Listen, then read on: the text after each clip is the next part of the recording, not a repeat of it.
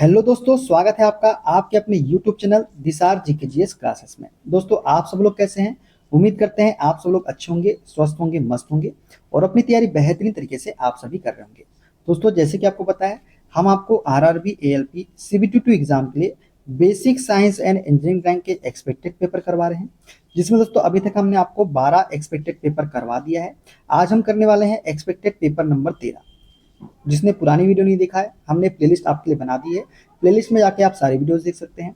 आज हम करेंगे एक्सपेक्टेड पेपर नंबर 13। इसकी पीडीएफ फाइल दोस्तों आपको हमारे टेलीग्राम चैनल पे मिल जाएगी और टेलीग्राम चैनल का लिंक मैंने डिस्क्रिप्शन बॉक्स में आपको दे दिया है।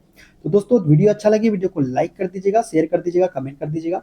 चैनल पे नए हैं, चैनल को सब्सक्राइब करके बेल आइकन को प्रेस कर लीजिएगा। और दोस्तों, हमसे जुड़ने के लिए, क्लास की अपडेट के लिए टेलीग्राम चैनल से जुड़ना मत भूलिएगा। टेलीग्राम चैनल का लिंक डिस्क्रिप्शन बॉक्स में आपको दे दिया गया है। तो चलिए देर ना करते हुए स्टार्ट करते हैं आज का अपना सेशन और देखते हैं एक्सपेक्टेड पेपर 13 के सारे क्वेश्चन। पहला क्वेश्चन दोस्तों, इंजीनियरिंग चित्रण का मुख्य उद्देश्य पेपर पर क्या प्रदर्शित करना है? बताइए, इंजीनियरिंग चित्रण का मुख्य उद्देश्य पेपर पर क्या प्रदर्शित करना होता है? उत्पाद का रंग, उत्पाद का वजन, उत्पाद की सभी ज्यामितीय विशेषताएं या फिर उत्पाद की कीमत। तो इंजीनियरिंग चित्रण का मुख्य उद्देश्य पेपर पर जो है उत्पाद की सभी ज्यामितीय विशेषताओं को प्रदर्शित करना है। ठीक है, देखते हैं अगला क्वेश्चन। सहायक प्रक्षेपण का उपयोग कब किया जाता है? बताइए, सहायक प्रक्षेपण का उपयोग हम कब करते हैं? जब वस्तु गोलाकार हो, जब वस्तु में झुका हुआ प्लेन शामिल हो, जब वस्तु बहुत बड़ी हो या जब वस्तु पारदर्शी हो। तो सहायक प्रक्षेपण का उपयोग दोस्तों तब किया जाता है जब वस्तु में झुका हुआ प्लेन शामिल हो। तो ऑप्शन बी वाला इसका करेक्ट आंसर हो जाएगा। ठीक है, क्लियर, आगे बढ़ते हैं। आईएसओ पेपर का आकार अभिमुखता अनुपात क्या होता है? बताइए, आईएसओ पेपर का आकार अभिमुखता अनुपात क्या होता है? 1:1 होता है, 1:2 होता है, 2 के वर्गमूल का 1:√2 होता है या फिर 3:4 होता है। तो आईएसओ पेपर का आकार अभिमुखता अनुपात जो होता है वो होता है 1:√2। क्या होता है? 1:√2। ठीक है, देखते हैं अगला क्वेश्चन। अभियांत्रिक चित्रण में आमतौर पर किस लिपि का उपयोग किया जाता है? बताइए, अभियांत्रिक चित्रण में आमतौर पर किस लिपि का उपयोग हम करते हैं? तो हम करते हैं दोस्तों गॉथिक सैंस सेरिफ लिपि का। ठीक है, मतलब गॉथिक लिपि का उपयोग करते हैं अभियांत्रिक चित्रण में। अगला क्वेश्चन दोस्तों, जब एक वृत्त किसी सीधी रेखा पर बिना फिसले लुढ़कता है तो उसके केंद्र का पथ क्या होता है? दोस्तों, जब कोई एक वृत्त है जो किसी सीधी रेखा पर बिना फिसले लुढ़कता है तो उसके केंद्र का पथ जो होता है वो एक सीधी रेखा होता है। क्या होता है? सीधी रेखा। ठीक है, देखते हैं अगला क्वेश्चन। सममिति पैमाने का निर्माण करते समय क्षैतिज रेखा के साथ कितने डिग्री के कोण बनाए जाते हैं? दोस्तों, सममिति पैमाने का निर्माण करते समय क्षैतिज रेखा के साथ कितने डिग्री के कोण बनाए जाते हैं? बताइए, तो ये बनाए जाते हैं 30 डिग्री और 45 डिग्री दोनों। ठीक है, तो ऑप्शन नंबर सी वाला इसका करेक्ट आंसर हो जाएगा। अगला क्वेश्चन दोस्तों, लंबकोणी प्रक्षेपण में उन्नयन किस दृश्य का दूसरा नाम है? बताइए, लंबकोणी प्रक्षेपण में उन्नयन जो है ये किस दृश्य का दूसरा नाम है? तो ये है दोस्तों हमारे अग्रदृश्य का। किसका? अग्रदृश्य का दूसरा नाम है हमारा उन्नयन। ठीक है, तो राइट आंसर क्या हो जाएगा? ऑप्शन नंबर बी वाला हो जाएगा। अगला क्वेश्चन दोस्तों, किसी कारखाने की सुरक्षा की गतिविधियों की बारीकी से जांच करना और प्रबंधन को रिपोर्ट देना क्या कहलाता है? दोस्तों, किसी कारखाने की सुरक्षा की गतिविधियों की बारीकी से जांच करना और प्रबंधन को रिपोर्ट देना जो है ये कहलाता है क्या हमारा? ये कहलाता है सुरक्षा अंकेक्षण। क्या कहलाता है? सुरक्षा अंकेक्षण कहलाता है। ठीक है, देखते हैं अगला क्वेश्चन। बिजली के उपकरणों और यंत्रों की आग को किस श्रेणी में रखा गया है? तो बिजली के उपकरणों और यंत्रों की आग को जो है ये श्रेणी डी के अंतर्गत रखा गया है। किसके अंतर्गत? श्रेणी डी के अंतर्गत। ठीक है, देखते हैं अगला क्वेश्चन। कार्यस्थल पर कर्मचारियों का प्रोत्साहन बढ़ाने के लिए किस प्रकार की संक्षिप्त बातचीत की जाती है? तो कार्यस्थल पर कर्मचारियों का प्रोत्साहन बढ़ाने के लिए जो है टूल बॉक्स ब्रीफिंग क्या होती है? टूल बॉक्स ब्रीफिंग संक्षिप्त में बातचीत की जाती है। तो ऑप्शन नंबर बी वाला इसका करेक्ट आंसर हो जाएगा। ठीक है, आगे बढ़ते हैं। खतरनाक रसायनों के सिलेंडरों को पहचानने और दुर्घटनाओं से बचने के लिए सबसे प्रभावी और अनिवार्य तकनीकी उपाय क्या है? तो खतरनाक रसायनों के सिलेंडरों को पहचानने और दुर्घटनाओं से बचने के लिए सबसे प्रभावी और अनिवार्य तकनीकी उपाय है क्या? सिलेंडरों पर कलर कोडिंग करना। क्या करना? सिलेंडरों पर कलर कोडिंग करना। ठीक है, देखते हैं अगला क्वेश्चन। यदि किसी वस्तु की स्थिति किसी स्थिर वस्तु के सापेक्ष समय के साथ बदलती रहती है तो उसे क्या कहा जाता है? बताइए, यदि किसी वस्तु की स्थिति किसी स्थिर वस्तु के सापेक्ष समय के साथ बदलती रहती है तो उसे क्या बोला जाता है? उसे बोला जाता है गति अवस्था। क्या बोला जाता है? गति अवस्था बोला जाता है। तो ऑप्शन नंबर बी वाला इसका करेक्ट आंसर हो जाएगा। ठीक है, आगे बढ़ते हैं। स्थिर वेग से गतिशील वस्तु का वेग समय ग्राफ कैसा होता है? दोस्तों, कोई वस्तु है जो कि स्थिर वेग से गतिशील है तो इसका वेग समय ग्राफ कैसा होगा? तो इसका वेग समय ग्राफ जो होगा दोस्तों, वो समय अक्ष के समानांतर सीधी रेखा होगा। क्या होगा? समय अक्ष के समांतर सीधी रेखा। तो राइट आंसर क्या हो जाएगा? ऑप्शन नंबर ए वाला। ठीक है, देखते हैं अगला क्वेश्चन। एक पुलिस की जीप 45 किलोमीटर प्रति घंटे की गति से भाग रहे एक चोर का पीछा 153 किलोमीटर प्रति घंटे की गति से कर रही है। यदि जीप और चोर के बीच की दूरी 150 मीटर है तो जीप चोर को कितनी देर में पकड़ लेगी, ये हमसे पूछा है। बताइए इसको कैसे सॉल्व करेंगे आप? तो दोस्तों, जो पुलिस की जीप जा रही है और जो चोर है वो एक ही दिशा में भाग रहे हैं। दोनों कहां पे भाग रहे हैं? एक ही दिशा में। तो सापेक्ष गति कैसे निकल जाएगी? जीप की गति है 45 किलोमीटर घंटा, चोर की स्पीड है कितनी? 45 किलोमीटर घंटा, और जीप की कितनी है? 153 है। तो सापेक्ष गति एक ही दिशा में होती है तो क्या करते हैं? गति को माइनस कर देते हैं। तो 153 में से 45 को जब माइनस करेंगे तो कितना निकल के आएगा हमारा? 145 में से जब 53 को माइनस करेंगे तो ये आएगा 108 किलोमीटर प्रति घंटा। मतलब एक ही दिशा में उनकी सापेक्ष गति कितनी होगी? 108 किलोमीटर प्रति घंटा। हम जानते हैं स्पीड बराबर क्या होता है? डिस्टेंस अपॉन टाइम के। डिस्टेंस अपॉन टाइम के। और हमसे पूछा टाइम के बारे में, तो टाइम बराबर क्या हो जाएगा? डिस्टेंस अपॉन स्पीड के। डिस्टेंस अपॉन स्पीड के। डिस्टेंस कितना है दोस्तों? डिस्टेंस है हमारे पास में 150 और स्पीड कितनी है? 108 की स्पीड से लोग सापेक्ष स्पीड से भाग रहे हैं। ठीक है, तो ये 108 किलोमीटर प्रति घंटा में, हमको तो सेकंड में चाहिए तो 5/18 से हम मल्टीप्लाई कर देते हैं।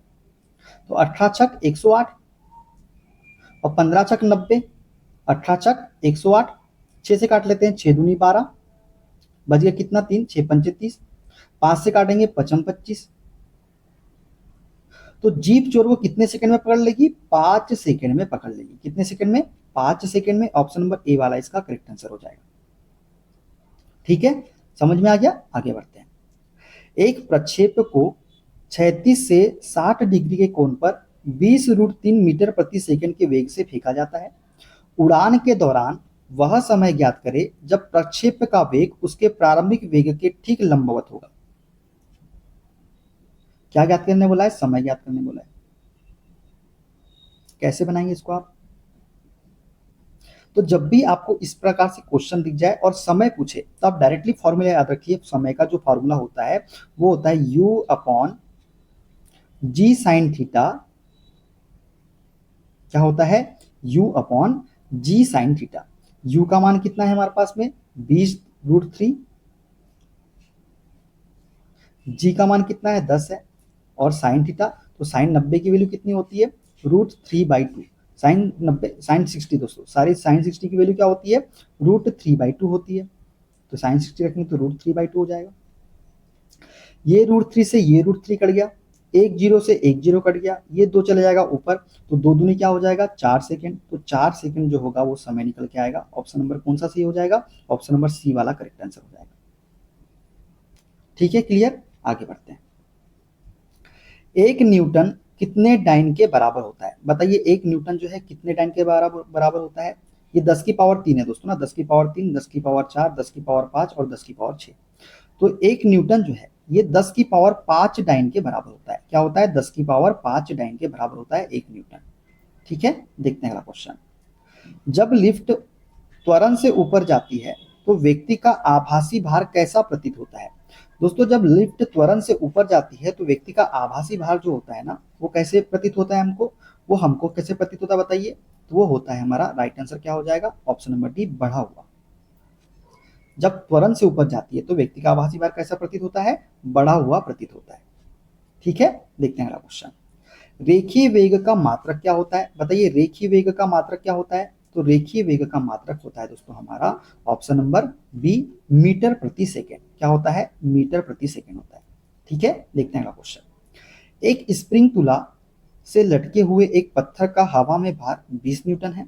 जब पत्थर को पूरी तरह से पानी में डुबोया जाता है तो तुला 15 न्यूटन पड़ती है। जब उसी पत्थर को किसी अज्ञात द्रव में पूरी तरह डुबोया जाता है तो तुला 12 न्यूटन पड़ता है। तो द्रव का आपेक्षिक घनत्व क्या होगा, ये हमसे पूछा है। तो आपेक्षिक घनत्व निकालना है तो क्या हो जाएगा, अज्ञात द्रव में डुबाया गया है तो आपेक्षिक घनत्व क्या होगा, अज्ञात द्रव में भार में कमी डिवाइडेड बाय पानी के भार में कमी। अब एक बताइए, पानी के भार में कमी कितनी होगी, पानी के भार में कमी होगी 20 माइनस 15, 20 माइनस 15। पानी के भार में कमी कितनी होगी, 20 माइनस 15, तो कितना आया, 5 आया। अज्ञात द्रव में भार में कमी होगी तो ये 20 में से इस 12 को घटाइए। हवा के भार में से किसको घटाओगे आप, अज्ञात द्रव के भार को घटाएंगे तो अज्ञात द्रव में भार में कमी निकल के आ जाएगा। तो अज्ञात द्रव में भार में कमी कितनी हुई, 20 माइनस 12 बराबर 8। हमसे क्या पूछा है, आपेक्षिक घनत्व। आपेक्षिक घनत्व क्या होता है, अज्ञात द्रव में भार में कमी डिवाइडेड बाई पानी के भार में कमी, यही तो होता है आपेक्षिक घनत्व। अज्ञात द्रव के भार में कमी कितनी हुई है, ये हुई है 8, और पानी के भार में कमी कितनी हुई है, 5। तो कितना निकल के आएगा, 5 से काटेंगे, 5 एकम 5, बच गया 3, 5 छक 30, लगाए दशमलव, 5 छक 30 मतलब 1.6। तो 1.6 जो होगा इसका आपेक्षिक घनत्व होगा। ऑप्शन नंबर सी वाला इसका करेक्ट आंसर होता है। जब भी इस प्रकार से क्वेश्चन आना दोस्तों तो हवा के भार में से पानी के भार को माइनस कर दीजिए एक बार, फिर हवा के भार में से द्रव के भार को, अज्ञात द्रव के भार को माइनस कर लीजिए। तो पानी के भार में कमी निकल के आ जाएगी जब पानी के भार को कम करोगे, माइनस करोगे तो, और जब अज्ञात द्रव के भार को कम करोगे तो अज्ञात द्रव के भार में कमी निकल के आ जाएगा। और दोनों का आपको क्या लेना, अज्ञात द्रव के भार में कमी डिवाइडेड बाई पानी के भार में कमी। ठीक है, इस प्रकार से आप इसको सॉल्व कर सकते हैं। ठीक है ना, आगे बढ़ते हैं। एक खोखले गोले का बाहरी आयतन 100 सेंटीमीटर क्यूब है और इसका द्रव्यमान 40 ग्राम है। यदि इसे घनत्व 1 ग्राम प्रति सेंटीमीटर क्यूब में डाला जाए, मतलब पानी के घनत्व में डाला जाए, तो इसे पूरी तरह डुबोने के लिए इस पर कम से कम कितना अतिरिक्त भार रखना होगा। हमसे बोल रहा है कि इसे पूरी तरह से हमको डुबाना है, पूरी तरह से डुबाना है, तो पूछ रहा है कि कम से कम कितना अतिरिक्त भार रखना होगा। अब एक बात बताइए, जब हम पूरी तरह से डुबाएंगे गोले को तो गोला क्या करेगा, अपने आयतन के बराबर पानी विस्थापित करेगा कि नहीं करेगा, अपने आयतन के बराबर ही तो पानी विस्थापित करेगा। और गोले का आयतन कितना है, 100 सेंटीमीटर क्यूब है, मतलब ये इतना ही पानी विस्थापित करेगा। कितना करेगा, इतना ही पानी विस्थापित करेगा। तो पानी का आयतन भी तो यही हो जाएगा। जब गोले का बाहरी आयतन इतना है तो जब इसको पूरी तरह पानी में डुबाएंगे तो ये आयतन के बराबर ही तो पानी का विस्थापित करेगा, मतलब पानी का आयतन भी कितना विस्थापित होगा, 100 सेंटीमीटर क्यूब ही तो होगा। तो जब हमको पता चल गया कि पानी का आयतन भी 100 सेंटीमीटर क्यूब है, तो यहाँ से हम पानी का द्रव्यमान निकाल सकते हैं क्या, कैसे निकाल सकते हैं, हम जानते हैं द्रव्यमान बराबर क्या होता है, घनत्व इंटू आयतन के। घनत्व कितना है पानी का, 1 है, आयतन कितना है, 100 है। तो जब ये निकल के आ गया तो हमारा कितना निकल के आ गया, 100 ग्राम हमारा क्या निकल के आ गया, पानी का द्रव्यमान निकल के आ गया। अब बोल रहा है कि पानी का द्रव्यमान तो हमने 100 ग्राम निकाल लिए। अब बोलता है संतुलन के लिए इस पर कम से कम कितना अतिरिक्त भार रखना होगा। अब एक बात बताइए, जो गोला है उसका द्रव्यमान हमको 40 ग्राम है, पानी का द्रव्यमान हमको 60 ग्राम है, तो अतिरिक्त भार इससे हम निकाल सकते हैं। तो अतिरिक्त भार क्या होगा, 100 माइनस 40 कर लेते हैं, 100 माइनस 40, तो अतिरिक्त कितना निकल के आ गया, 60 ग्राम भार। मतलब इसे पूरी तरह डुबोने के लिए इस पर कम से कम 60 ग्राम अतिरिक्त भार रखना होगा। कितना, 60 ग्राम अतिरिक्त भार रखना होगा। समझ में आ गया ना, ठीक है, आगे बढ़ते हैं। ऊर्जा संरक्षण का सिद्धांत किसने दिया था, बताइए ऊर्जा संरक्षण का सिद्धांत किसने दिया था। तो ऊर्जा संरक्षण का सिद्धांत जो है दोस्तों, ये जूलियस रॉबर्ट मेयर ने दिया था। किसने दिया था, जूलियस रॉबर्ट मेयर ने। तो राइट आंसर क्या हो जाएगा इसका, ऑप्शन नंबर सी वाला हो जाएगा। ठीक है, आगे बढ़ते हैं। सोलर सेल में कौन सी ऊर्जा सीधे विद्युत ऊर्जा में बदलती है। तो सोलर सेल में वह ऊर्जा जो सीधे विद्युत ऊर्जा में बदलती है वो है हमारी सौर ऊर्जा। कौन सी ऊर्जा, सौर ऊर्जा। ठीक है, देखते हैं अगला क्वेश्चन। कार्य बल तथा विस्थापन का कैसा गुणनफल होता है, बताइए कार्य जो है बल तथा विस्थापन का कैसा गुणनफल होता है। तो कार्य जो है बल तथा विस्थापन का अदिश गुणनफल होता है। कैसा गुणनफल होता है, अदिश गुणनफल होता है। तो ऑप्शन नंबर बी वाला इसका करेक्ट आंसर हो जाएगा। ठीक है, देखते हैं अगला क्वेश्चन। ई द्रव्यमान की वस्तु F वेग से जी द्रव्यमान की स्थिर वस्तु से टकराकर उससे चिपक जाती है, इस निकाय का संयुक्त वेग क्या होगा? ई द्रव्यमान की वस्तु है, F वेग से जी द्रव्यमान की स्थिर वस्तु से टकराकर उससे चिपक जाती है, तो इस निकाय का संयुक्त वेग जो होगा वो होगा EF divided by E plus G के। क्या होगा? EF divided by E plus G के होगा। ठीक है, आगे बढ़ते हैं। पूर्णतः अप्रत्यास्थ टक्कर के लिए प्रत्यास्थ गुणांक का मान क्या होता है? बोलता है, पूछा है दोस्तों, अप्रत्यास्थ टक्कर के लिए बताइए, अप्रत्यास्थ टक्कर के लिए प्रत्यास्थ गुणांक का मान क्या होता है? तो अप्रत्यास्थ टक्कर के लिए प्रत्यास्थ गुणांक का मान जो होता है वो होता है 0। क्या होता है? 0, जब अप्रत्यास्थ टक्कर है। ठीक है, देखते हैं अगला क्वेश्चन।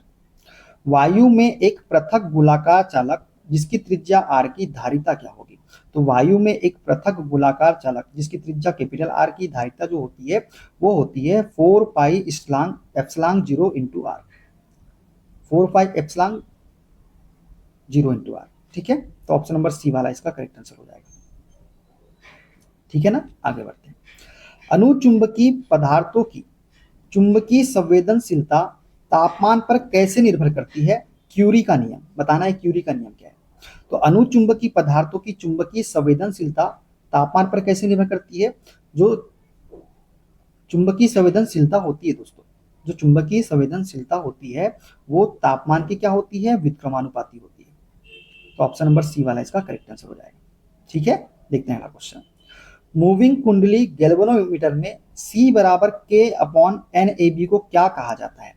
तो मूविंग कुंडली में गैल्वेनोमीटर में C बराबर K अपॉन NAB को हम क्या बोलते हैं? तो इसे हम बोलते हैं ऑप्शन नंबर बी गैल्वेनोमीटर स्थिरांक। क्या बोलते हैं? गैल्वेनोमीटर स्थिरांक।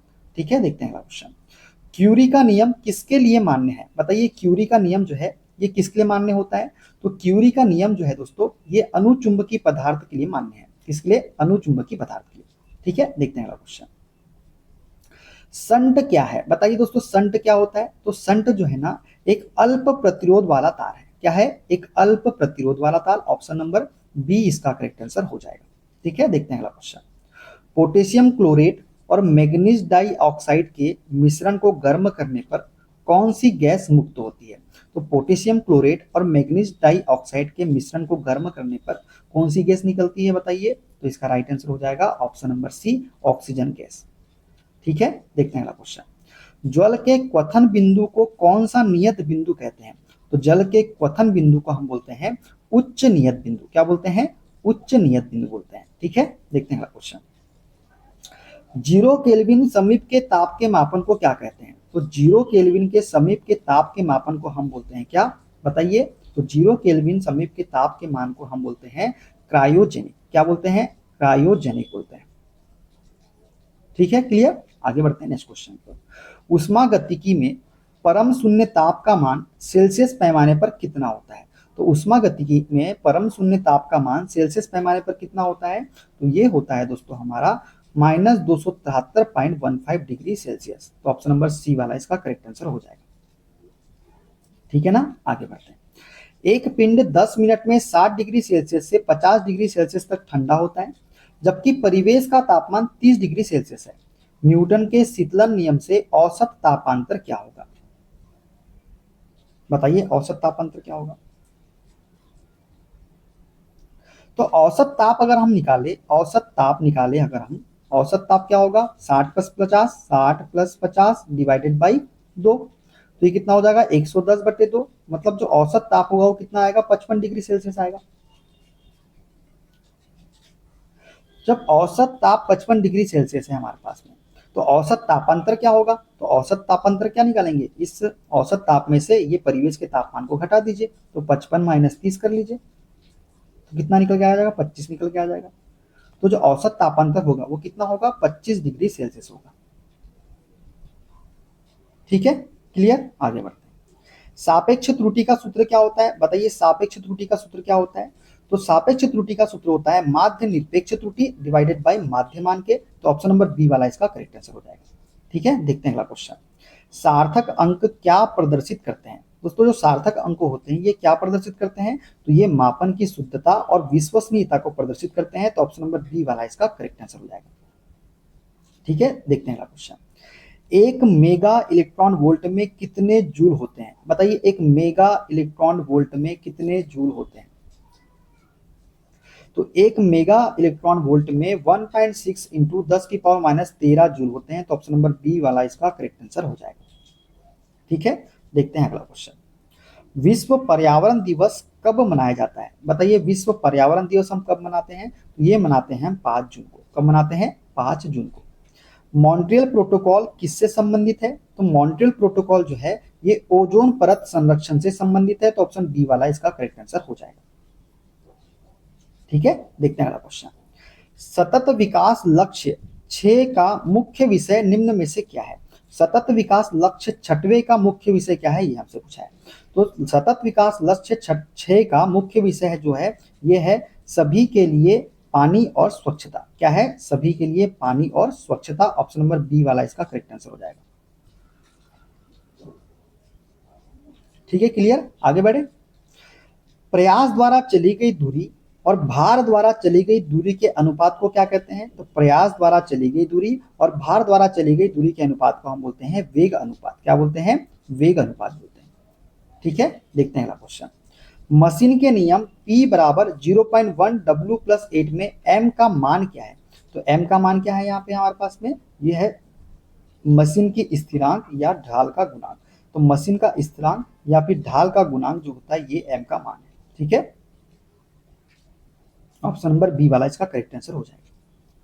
देखते हैं अगला क्वेश्चन। एक पेंच जैक का वेलोसिटी रेशियो 200 पाई है।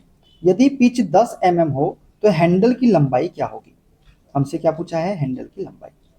दोस्तों, पेंच जैक का वेग अनुपात का जो सूत्र होता है वो क्या होता है? वी आर बराबर 2πl divided by P.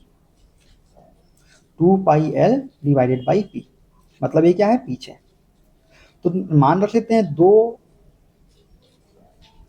We are का मान कितना है? 200 पाई बराबर 2πl। तो 2 पाई वैसे रख देते हैं। एल का मान हम क्या बोला है? निकालना है। और पी का मान कितना है? 10 है। तो 2 पाई से ये पाई से पाई कट गया, 2 से काट दीजिए 100 बार में।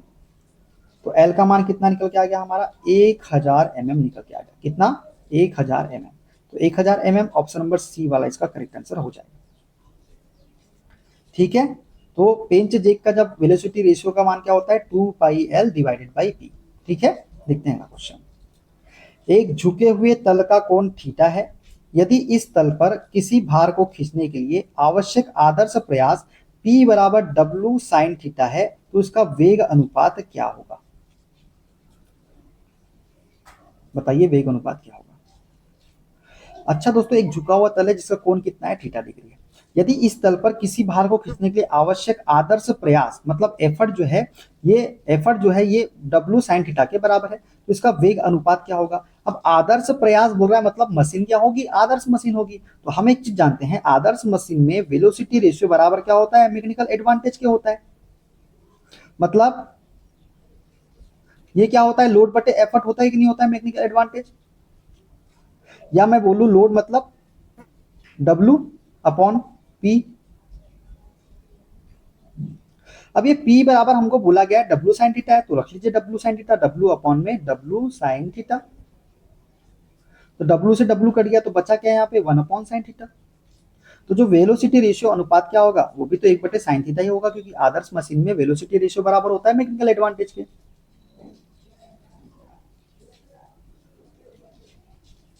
ठीक है, क्लियर, आगे बढ़ते हैं।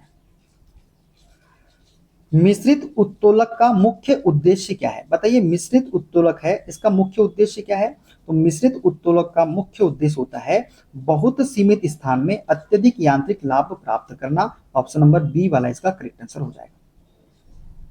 ठीक है, देखते हैं अगला क्वेश्चन। इनमें से कौन सा उपकरण एक निवेश उपकरण नहीं है? बताइए, एक निवेश उपकरण नहीं है। कीबोर्ड, माउस, स्कैनर या फिर प्रिंटर? तो निवेश इस उपकरण मतलब इनपुट डिवाइस नहीं है पूछ रहा है भैया। प्रिंटर तो आउटपुट डिवाइस है ना दोस्तों। प्रिंटर में आप कुछ डालोगे, कुछ इनपुट करोगे, उनका हमको आउटपुट देगा कि नहीं देगा प्रिंटर? तो प्रिंटर क्या है, निवेश उपकरण नहीं है। बाकी कीबोर्ड हो गया, माउस हो गया, स्कैनर हो गया, ये सब क्या है, निवेश उपकरण है। ठीक है, देखते हैं अगला क्वेश्चन। फुगाकू नामक सुपर कंप्यूटर किस देश द्वारा विकसित किया गया है? दोस्तों ये फुगाकू नामक सुपर कंप्यूटर जो है ये किस देश के द्वारा विकसित किया गया था? तो ये किया गया था जापान के द्वारा। देखते हैं अगला क्वेश्चन। कंप्यूटर के खराब होने या आंकड़े नष्ट होने की स्थिति से बचने के लिए आंकड़ों की एक अतिरिक्त प्रति बनाकर रखने को क्या कहते हैं? तो कंप्यूटर के खराब होने या आंकड़े नष्ट होने की स्थिति से बचने के लिए आंकड़ों की एक अतिरिक्त प्रति बनाकर रखने को हम क्या बोलते हैं? तो इसे हम बोलते हैं क्या, बताइए? रिकवरी, बैकअप, रिस्टोर या फॉर्मेटिंग? तो इसे हम बोलते हैं बैकअप। क्या बोलते हैं? बैकअप। ठीक है, देखते हैं अगला क्वेश्चन। गूगल क्रोम ब्राउजर को पहली बार किस वर्ष जारी किया गया था? बताइए, गूगल क्रोम ब्राउजर को पहली बार किस वर्ष जारी किया गया था? तो ये किया गया था सन 2008 में। कब किया गया था? 2008 में किया गया था। क्लियर हो गया यहां तक के? तो दोस्तों ये थे आज के सारे क्वेश्चन। वीडियो कैसा लगा कमेंट बॉक्स में जरूर बताइएगा। इसकी पीडीएफ फाइल आपको टेलीग्राम चैनल पे मिल जाएगी, तो टेलीग्राम चैनल ज्वाइन कर लीजिएगा। वीडियो अच्छा लगे वीडियो को लाइक कर दीजिएगा, शेयर कर दीजिएगा, कमेंट कर दीजिएगा। चैनल पे नए हैं चैनल को सब्सक्राइब करके बेल आइकन को प्रेस कर लीजिएगा, और हमसे जुड़ने के लिए, क्लास के अपडेट के लिए टेलीग्राम चैनल आप ज्वाइन कर लीजिए। मिलते हैं दोस्तों अगले वीडियो में। अपना ख्याल रखिए। Okay, bye bye, take care.